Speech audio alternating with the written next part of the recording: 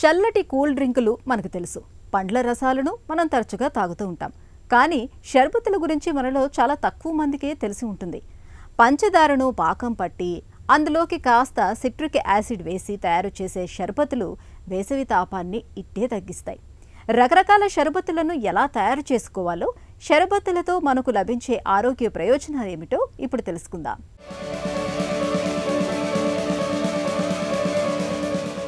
ఎండలు మండిపోయే వేసవిలో నీళ్లు ఎంతగా తాగుతున్నా ఓ పట్టాన మన దప్పిక తీరదు.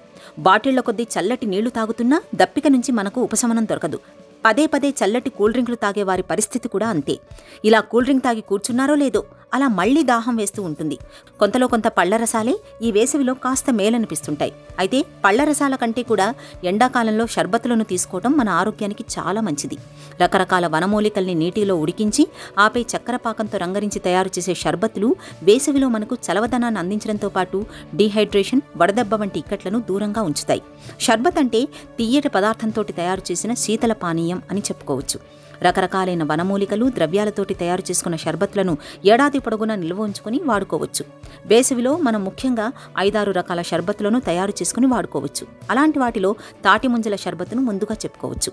ఈ సీజన్లో పుష్కలంగా దొరికే తాటి ముంజల్ని గుజ్జుగా చేసి 1 కప్పు పాలు, కొంచెం పంచదార పాకం కలుపుకొని నిత్యం తాగుతుంటే వేసవి హాయిగా గడిచిపోతుంది. వేడి ఉక్కపోతల నుంచి ఉపశమనం దొరకడంతో పాటు మూత్రనాళ ఇన్ఫెక్షన్ల వంటివి బాధించకుండా ఉంటాయి. అలాగే పుదీనాతో తయారు చేసుకునే షర్బత్ ఆరోగ్యానికి చాలా మంచిది, చలవ చేస్తుంది.